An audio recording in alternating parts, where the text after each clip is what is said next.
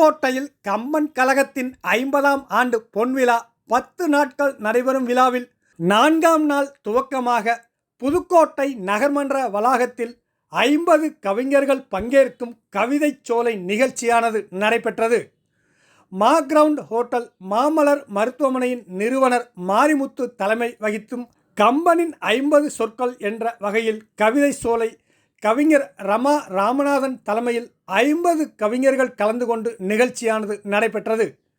அதனைத் தொடர்ந்து 2வது நிகழ்வாக மகளிர் அரங்கம் நிகழ்ச்சியானது திருச்சி மேனாள் மேயர் சாருபாலா தொண்டைமான் தலைமை வகித்து நடைபெற்றது. இந்த மகளிர் அரங்கத்தில் கம்பன் காட்டும் பெண்கள் பழமையின் வார்ப்புகளா புதுமையின் ஈர்ப்புகளா என்ற தலைப்பில் வழக்காடு மன்றம் நடைபெற்றது. இதில் பழமையின் வார்ப்புகளே என்ற தலைப்பில் கோவையைச் சேர்ந்த தனமணி வெங்கட், கல்பாக்கத்தைச் சேர்ந்த ரேவதி, லால்குடியைச் சேர்ந்த ஜோதி ரவி ஆகியோரும், புதுமையின் ஈர்ப்புகளே என்ற தலைப்பில் திருவண்ணாமலையைச் சேர்ந்த எழிலரசி, நாகப்பட்டினத்தைச் சேர்ந்த வேம்பு பாலா, நாகூரைச் சேர்ந்த வருணோனி ஆகியோர் கலந்து கொண்டு சென்னையைச் சேர்ந்த மொழியழகி முனைவர் பர்வீன் சுல்தானா நடுவராக இருந்து மகளிர் அரங்கத்தில் நடைபெற்றது. புதுக்கோட்டை கம்பன் கழக தலைவர் ராமச்சந்திரன் மற்றும் பல்வேறு துறையைச் சார்ந்த முக்கிய பிரமுகர்கள் முன்னிலை வகித்தனர்.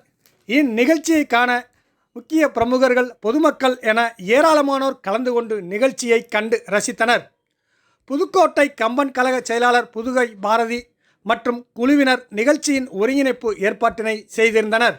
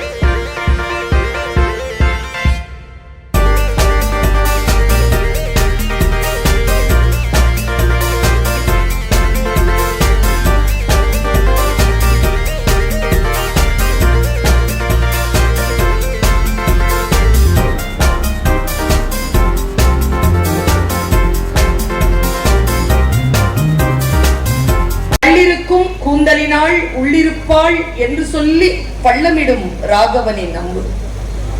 அது பாடல் அல்ல, உண்மை என்று நம்பு.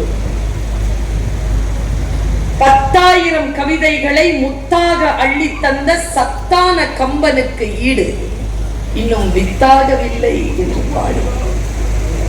சீதை நடையழகும் ஸ்ரீராமன் தோளழகும் போதை நிறைந்ததென்று சொல்லி என்னை போட்டான் மதுகுடத்தில் அள்ளி என்று சொன்ன கவியரசு கண்ணதாசனின் வரிகளை முன்வைத்து உலகம் யாவையும் தாமுள வாக்கலும் நிலை பெருத்தலும் நீக்கலும் நீங்களா அழகிலா விளையாட்டுடையார் அவர் தலைவர் அன்னவர்க்கே சரண் நாங்களே என்று எழுதிய கம்பனின் பாடலை முன்வைத்து கம்பன் என்றொரு மானுடன் வாழ்ந்ததும் தெய்வ வள்ளுவன் வான்மறை தந்ததும் இந்த காரணங்களால் தமிழர் சாதிக்கு அழிவில்லை என்று ஒரு பட்டியல் போடுகிறார் பாரதி. அதில் கம்பன் எனும் மானுடன் வாழ்ந்ததும் என்றார்.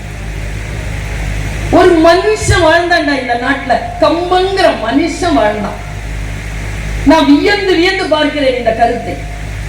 ராமன் என்கின்ற ஒரு இறை பல கோடி மக்களுக்கு இறையாக கடவுளாக இன்றைக்கும் திகழ்ந்து கொண்டிருக்கக்கூடிய ஒரு கருத்துருவை, ஒரு இறை தன்மையை தன்னுடைய பாட்டுடை தலைவனாக கொண்டு காவியம் எழுதப்பட்டது. கம்பன் கடகம் இல்ல, வீட்டுக்கு நீங்க ஏதாவது கொண்டு போகணும்ல, அந்த செய்தியை சொல்ற. தசரதனுக்கான மிகப்பெரிய ஆற்றலில் ஒரு ஆற்றல் எது என்றால், நான் உங்கள் அத்துணை பேருக்கும் சொல்லுகிறேன், நான் எதை பேசினாலும் அது அந்த விஷயத்தை பேசுவதற்காக இருக்காது. அந்த விஷயத்தை பேசுவதனால் நீங்களும் நானும் என்ன நன்மை அடைகிறோமோ அதை குறித்ததாக இருக்கும்.